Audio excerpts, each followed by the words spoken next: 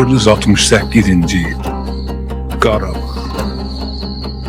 Kis dağı fonunda qırmızıya boyanmış günəş batır.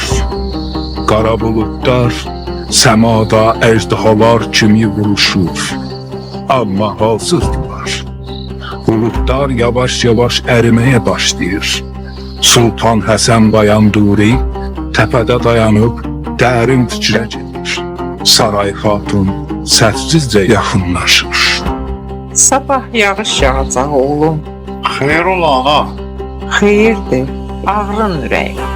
Sultan Həsən anasına baxır. Onun bəzənmiş geyiminə təəccüblənir. Sultan Həsən yenidən buludlara baxır. Aşağıda ordugahın çadırları düşürüb, lakin düşmən ordusu daha böyükdür. Sultan Həsən anasına tərəf dönür. Ana, sabah yağış yağacaq. Gün batanda buludları görmədin. Qarabağa uzun müddətdir yağış yağmış. Saray Xatun oğlunun qara fikirlərini dağıtmaq istəyir. Ana, bu geyim yağışa görədir. Yoxsa xəbərim olmayan toy var.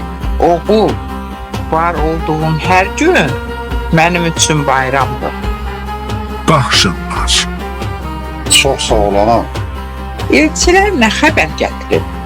Sultan Əbu Səid deyib ki, mən Sultan Həsəni tanımıram. Düşmənəm onunla. Ay hay, mən özüm gedəcəm danışığa. Sultan Həsən anasına təəccüblə baxır.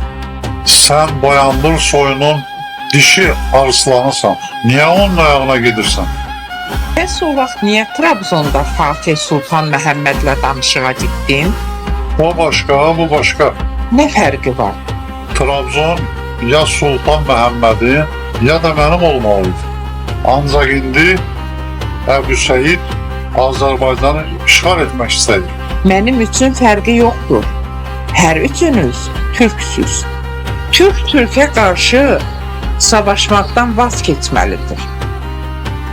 Getməkdə israrlısan. Gedəcəm.